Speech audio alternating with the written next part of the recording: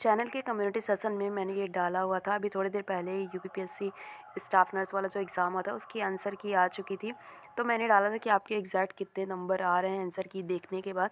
तो यहाँ पे मुझे ऐसे-ऐसे कमेंट आ रहे हैं जिसमें बहुत सारे कैंडिडेट हैं जो मतलब कैलकुलेट नहीं कर पा रहे हैं कि उनकी एग्जैक्ट नंबर क्या हुआ। जैसे आप देख सकते हैं कि यहाँ पे मुझे कमेंट आ रहे हैं कि इतने क्वेश्चंस किए हुए थे, इतने करेक्ट थे, इतने रॉन्ग थे। तो बहुत सारे कैंडिडेट ऐसे हैं जो पॉइंट मतलब आधे नंबर क्वेश्चन के मिल रहे हैं, उसके बाद उसमें से 0.33 माइनस कैसे करना है, एग्जैक्ट आपके नंबर कितने, ये सारी चीज़ें काउंट नहीं कर पा रहे हैं। और एक चीज़ ये भी पूछ रहे हैं कि मैम कितनी कट ऑफ या फिर कितने नंबर तक जो है मेन एग्ज़ाम के लिए सिलेक्शन हो जाएगा। ऑलरेडी मैंने वीडियो बनाया था, फिर भी मैं इस वीडियो में आपको बता दूंगी कि कितने नंबर होंगे आपके ताकि आप मेन एग्ज़ाम में सेलेक्ट हो जाएंगे। तो सबसे पहले मैं कैलकुलेटर की बात करूँगी। अगर आप कैलकुलेट नहीं कर पा रहे हैं, वैसे तो अगर थोड़ा सा भी अगर आपको नॉलेज होगा तो आप कैलकुलेट कर लेंगे आपके टोटल नंबर कितने हैं, मतलब आपने कितने क्वेश्चन अटैम्प्ट किए हैं और कितने सही हैं। जितने सही हैं आप उसके हिसाब से उसमें हाफ़ नंबर ऐड कर दीजिए। फिर उसके बाद जितने क्वेश्चन माइनस है उसको भी उसमें 0.33 से माइनस करना है। मतलब कि अगर आधे नंबर मिले हों तो उस आधे नंबर का 0.33 काटना है, ना कि आधे नंबर में ही 0.33 एक-एक क्वेश्चन का काटना है। अगर आप फिर भी नहीं कर पा रहे हैं, कैलकुलेशन नहीं कर पा रहे हैं, तो आपको जस्ट क्या करना है, बहुत ईज़ी वे में आपको गूगल पे जाना है। आजकल कुछ भी खुद से करने की ज़रूरत नहीं है, जस्ट आपको गूगल पे सर्च करना है यूपीएससी या फिर यूपीपीएससी मार्क्स कैलकुलेटर्स। तो यहाँ पे जस्ट ऊपर वाला ऑप्शन आपको मिल जाएगा। ishindu.com जो है एक ऑफिशियल साइट है आईएएस की प्रिपरेशन वगैरह के लिए। तो इन्होंने एक कैलकुलेटर मतलब डेवलप किया हुआ है। तो यहाँ से आप अपने टोटल कितने अटैम्प्ट किए थे, कितने आपने क्वेश्चन मतलब माइनस करी है, ये सारी चीज़ें सबसे पहले आप आंसर की से मिला लीजिए। फिर उसके बाद इसमें आपको फिल करना है। यहाँ पे देखते हैं टोटल क्वेश्चन कितने हैं, तो यहाँ पे आपको फिल करना है 170। मैक्सिमम मार्क्स आपके मतलब कितने थे, तो 170 था। आपको पता है कि 85 टोटल मार्क्स थे, क्योंकि आधे आधे नंबर क्वेश्चन के मिले, तो 85 मार्क्स यहाँ पे फिल करना है।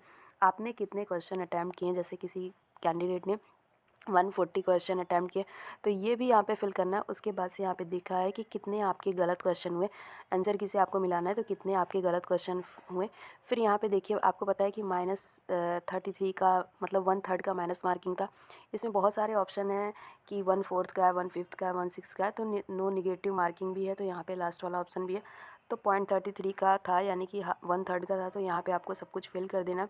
सब कुछ फिल करने के बाद आप यहाँ पे जैसे ही अपना कैलकुलेट मार्क्स करेंगे, तो सारे जो भी मार्क्स हैं आपके कैलकुलेट हो जाएंगे। कि आपको यहाँ पे बता देती हूँ, जैसे कि यहाँ पे मैंने फिल कर दिया है कि टोटल क्वेश्चन जो थे 170, मैक्सिमम मार्क्स आपके 85 थे, आधे नंबर आपको मिल रहे थे, 85 मार्क्स है। इसके बाद टोटल आपने कितने अटैम्प्ट किए हैं। सपोज़ कि किसी कैंडिडेट ने 140 क्वेश्चन अटैम्प्ट किए हैं और उसमें से आपके 32 क्वेश्चन माइनस हो गए हैं, टोटल रॉन्ग क्वेश्चन माइनस हो गया। 1/3 का माइनस मार्किंग है। आप यहाँ पे देख सकते हैं इसमें कई सारे ऑप्शन हैं, लेकिन यहाँ पे 1/3 का माइनस मार्किंग यूपीएससी में रहता है, यूपीपीएससी में। फिर उसके बाद से यहाँ पे जैसे ही आप कैलकुलेट मार्क्स पे क्लिक करेंगे, जैसे ही मैंने यहाँ पे क्लिक किया हुआ, तो आप देख सकते हैं 48.67 नंबर आपके आ चुके हैं। तो इसी तरह आपको इजीली यहाँ से कैलकुलेटर से गूगल सर्च करके अपना कैलकुलेट कर लेना है और कमेंट सेक्शन में बताना है कि आपके कितने मार्क्स आए हैं। और एक चीज़ मैं बता दूँ, बहुत सारे कैंडिडेट मेरे से पूछ रहे हैं कि मैम कितनी ज़्यादा कट ऑफ मतलब कि कितने नंबर पे सिलेक्शन होगा। तो जैसा कि आपने ऑफिशियल साइट की नोटिफिकेशन पढ़ी होगी, जिसमें दिया गया है कि अगर आप एससी एसटी कैंडिडेट हो तो यहाँ पे आपका जो है 35% मार्क्स आपके होने चाहिए सिर्फ इस एग्ज़ाम को पास करने के लिए, तभी आप क्वालिफाई कर पाओगे। इस मिनिमम जो बता रही हूँ 35 होने चाहिए एससी एसटी के लिए। वही ओबीसी जनरल और अदर कैंडिडेट के लिए आपको पता ही है कि 40% मार्क्स होने चाहिए, यानी कि 85 का 40% ऑलरेडी आपको बताया कि 34 नंबर तो मिनिमम पाना ही पाना है। और 35 का आपको बताया था कि 29.75 नंबर पाना ही पाना है। इसके अलावा भी जो 15 गुना कैंडिडेट में आएगा वही है मेन एग्ज़ाम में सेलेक्ट होगा। तो अभी ये डिसाइड नहीं है कि ऊपर के कैंडिडेट कितने हैं। कैंडिडेट तो बहुत ज़्यादा, लगभग 90,000 के आसपास में फॉर्म पड़े हुए थे। 60-70 हज़ार कैंडिडेट ने एग्ज़ाम दिया हुआ है। उसके हिसाब से अगर बहुत सारे कैंडिडेट ऐसे हैं जिनके नंबर अच्छे खासे हैं, लेकिन बहुत सारे कैंडिडेट ऐसे हैं जिनके मार्क्स बहुत ही ज़्यादा कट चुके हैं, माइनस में ज़्यादा चल चुका है। तो एक आइडिया लमसम मैं आपको बता दे रही हूँ कि 15 गुना कैंडिडेट में कितने आ जाएंगे। तो अगर आप मतलब 34 नंबर मिनिमम मार्क्स है, आप 2-4 नंबर ज़्यादा ले लो, क्योंकि एकदम एग्जैक्ट 34 पे भी सिलेक्शन नहीं होगा 15 गुना कैंडिडेट। लेकिन ये भी होता है कि यूपीपीएससी में मेन एग्ज़ाम में बैठने के लिए भी कैंडिडेट बहुत मुश्किल से मिलते हैं और सीटें खाली रह जाती हैं। जहाँ तक कि होता है हर बार यूपीपीएससी की वैकेंसी में सीटें आधी खाली रह जाती हैं, पासिंग कैंडिडेट भी नहीं मिलते हैं, ऐसा यूपीपीएससी का कहना। तो एक्सपीरियंस के नंबर आपके मेन एग्ज़ाम में काउंट होंगे। अभी के लिए आपको जितना रिटन एग्ज़ाम में आपका मिनिमम क्राइटेरिया वो पास करना है, उसके बाद से जब मेन एग्ज़ाम में आपका सिलेक्शन होगा तो आउट ऑफ 100 आपका जो होगा सिलेक्शन बनेगा, मतलब 100 नंबर पे आपका सिलेक्शन होगा, जिसमें जो कॉन्ट्रैक्चुअल स्टाफ होंगे उनको रिटन एग्ज़ाम का नंबर मिलेगा, प्लस आपका मिलेगा एक्सपीरियंस का नंबर मिलेगा। और जो फ्रेशर कैंडिडेट है उनको आउट ऑफ 100 ही मार्क्स में सिलेक्शन होगा।